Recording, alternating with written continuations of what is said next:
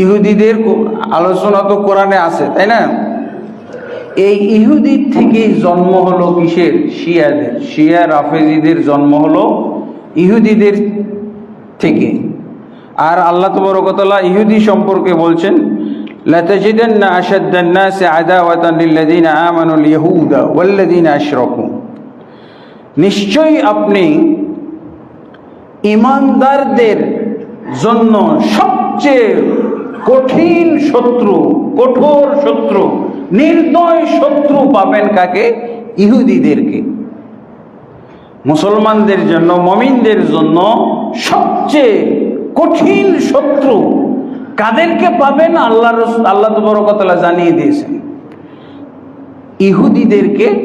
ওয়াল্লাযিনা আশরাকু, আর যারা মুশরিক তাদেরকে। ইহুদি বলতে এখন তো আমরা পরিচয় পেয়ে গেছি। ইরানে আছে, কি বলে, তারপরে ইসরায়েলে আছে, ইসরায়েল। তারা যে মুসলমানদের জন্য, মুসলমানদের উপরে কঠোর,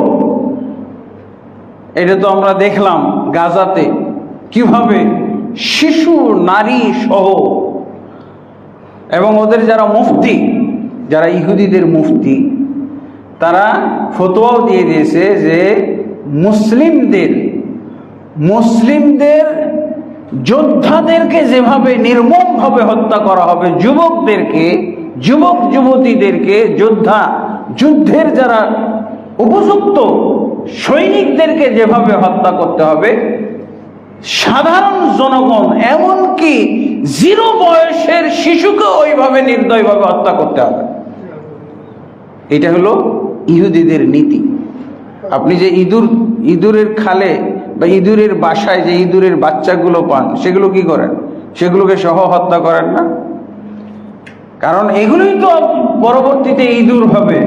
তেলাপোকা যে হত্যা করেন, তেলাপোকার বাচ্চা সহ হত্যা করেন না? তো ইহুদিদের নিয়ম হলো, তারা, এদেরকে এত কঠোর বলা হয়েছে কেন? এত কঠোর বলা হয়েছে কেন? যে এরা মুসলমানদের উপরে সবচেয়ে নির্দয়। শুধু মুসলমান না, আমরা মুসলমান হিসেবে আমাদের বিষয়টা জানছি, কিন্তু আসলে তারা যে কোনো ধর্মের বিরুদ্ধে এরকম কঠোর। ইহুদি না হলেই তাদের বিরুদ্ধে তারা প্রথম মনে করে যে ইঁদুরের মতো মনে করে। তাদেরকে কোরআনেও আছে, কোরআনে তাদের যে দাবি দাবাগুলো, তারা কি বলছে? নাহনু আবনাউল্লাহ ওয়া আহিব্বাহু, আমরা আল্লাহর সন্তান।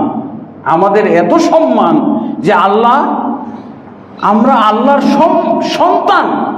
ওয়া আহিব্বাহু, এবং আল্লাহর প্রিয় পাত্র কেবল আমরা। ইহুদি যারা, এটা আল্লাহ তাদের দৃষ্টিভঙ্গি কোরআনে উল্লেখ করেছেন। নাহনু আবনাউল্লাহ ওয়া আহিব্বাহু, আমরাই হচ্ছে আল্লাহর সন্তানাদি এবং আল্লাহর প্রিয় ভাজন। আমরা ইহুদিরা, আমরা ছাড়া কেউ আল্লাহর প্রিয় নয়। এবং পৃথিবীতে ইহুদি ছাড়া কোনো মানুষের বসবাস করা জায়েজ নেই, বৈধ না, অবৈধ।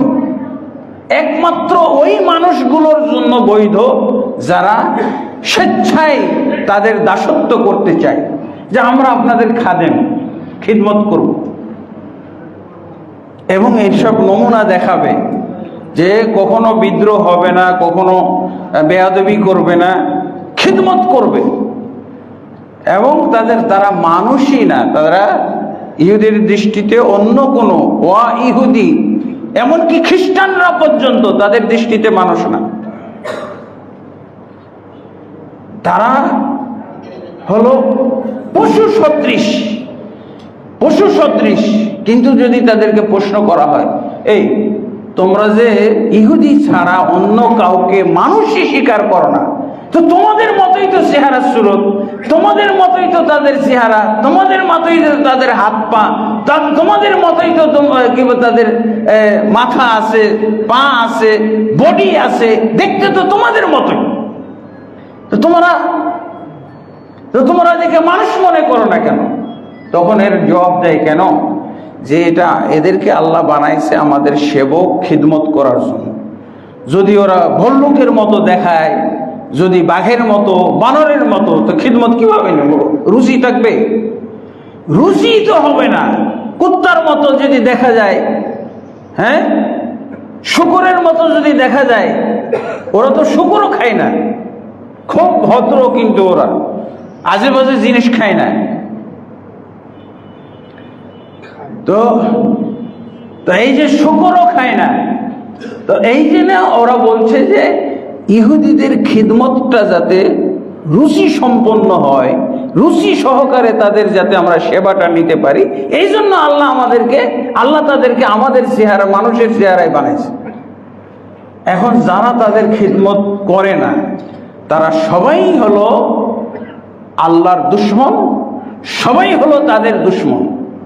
এই জন্য তাদের শিশুদেরকেও দয়া মায়া করা যাবে না। নেট জগৎ আপনারা একটু ঘাটেন, আপনারা তো খুবই নেট বুঝেন, খুবই তো ইউটিউব ইন্টারনেট নিয়ে পড়ে থাকেন। এসব শিশুদেরকে আপনারা জানান যে ইহুদিদের চরিত্র সম্পর্কে, তাদের আচার ব্যবহার, অন্য ধর্মাবলম্বীদের বিরুদ্ধে বিপরীতে তাদের দৃষ্টিভঙ্গি কি, এগুলো জানাও। তারা এমনকি তারা মহিলাদেরকেও মানুষ মনে করে না। তাদের ধর্মের মহিলাদেরকেও আগে মানুষ মনে করতো না, আস্তে আস্তে তাদের একটু রুচির পরিবর্তন হয়েছে, যে তারা ইহুদি মহিলাদেরকে সম্মান দেয়। আগে ইহুদি মহিলাদেরকেও সম্মান দিত না, এই একই কথা বলতো, মহিলারাও মানুষ না, মহিলারাও মানুষ না, কিন্তু তাদেরকে মানুষের মতো চেহারা স্রোত দেওয়া হয়েছে, এই কি বলে ভোগের পাত্র হিসেবে আমাদের কাছে উপস্থাপন করার জন্য। ভোগের পাত্র এই ছিল।